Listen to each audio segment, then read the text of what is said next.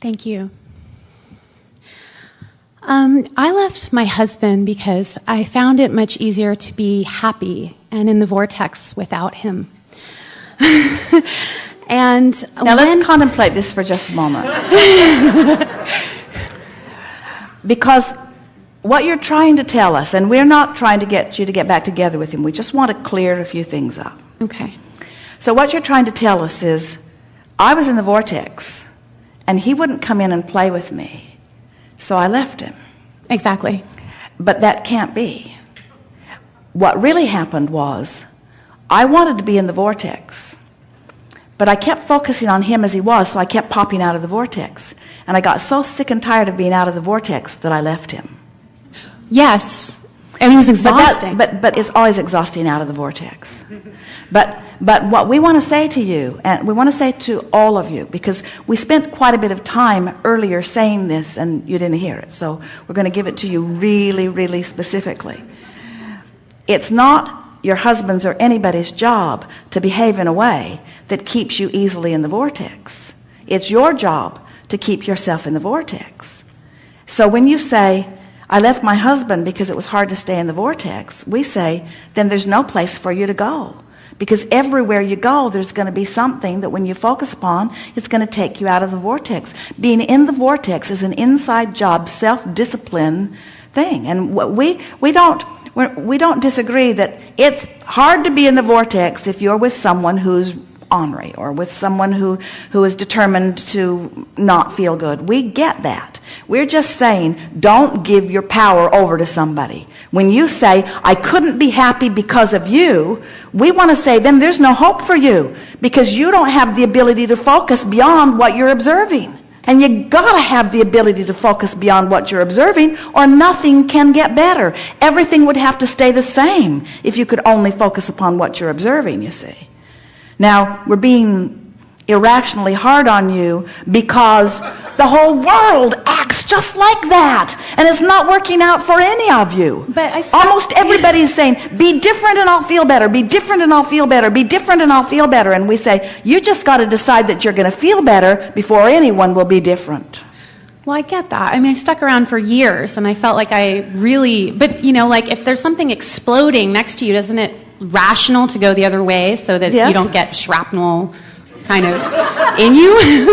Yes, there is logic to that, but it still defies the laws of the universe, because what it implies is that there is a law of pushing away, that there's a law of exclusion, and there isn't, because when you focus upon something unwanted enough that it causes you to take action, so you're moving away from the shrapnel.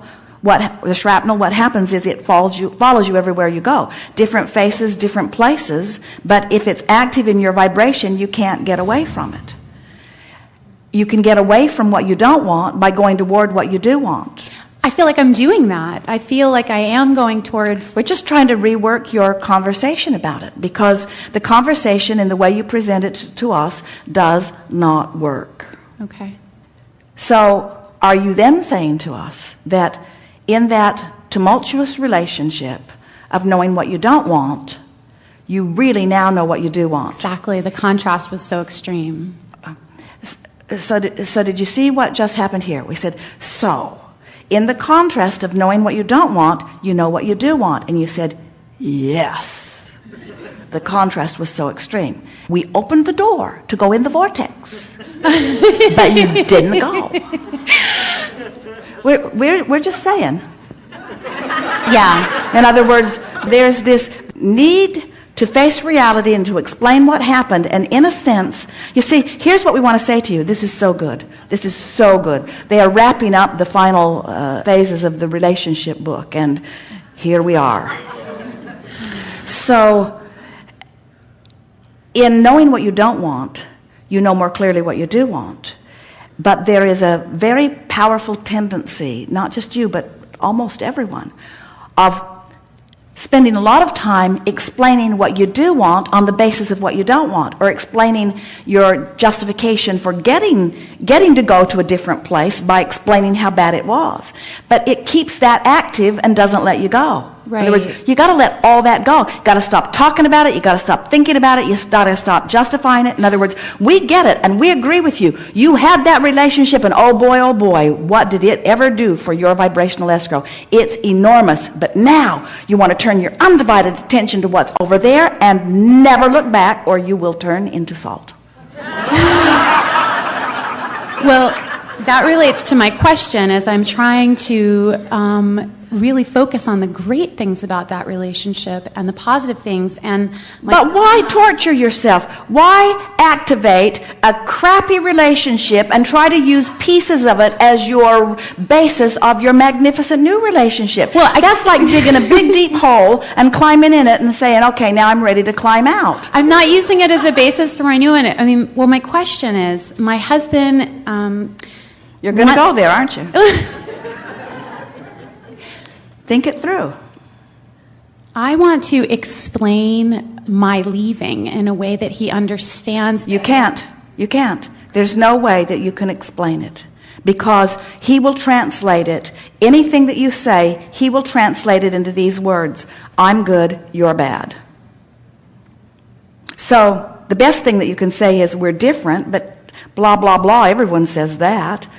They all write the books, it's not you, it's me. That's not satisfying either, you see. What you have to do, tell him about the vortex.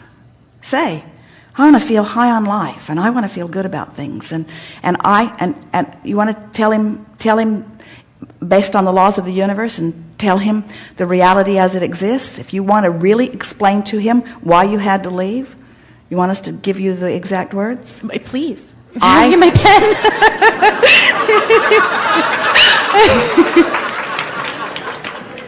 I wanted to be in the vortex. Then you can go into detail about what that is if you think he's ready.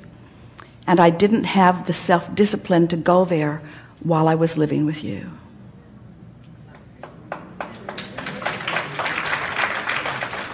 Because you were so big and so important to me that I gave you an inordinate amount of my attention. And in doing so, without meaning to, you trained me into a vibration that separated me from me. And I loved you so much, I stayed with you for a long time, because I thought that even with that happening, that maybe I could find myself anyway. But turned out, I couldn't not be me and be me at the same time. So I figured that at a minimum, I needed to put some space between us, more because of my self-discipline issue than anything. I needed to put some space between us so that I could train myself back into alignment with who I am. You see, who I am, let me tell you who I remember myself to be and who I think I am and who I want to be. I love life, and I feel good about me. And I wake up every day, and I love being alive and awake. And I want to talk about happy things, and I want to see the best in others, and I want to feel good about whatever I'm giving my attention to. And for a while, when I looked at you, I was still able to do that. But the longer we were together, the less I was able to do that. Then it became a struggle for me, and the struggle just sucked the life out of me.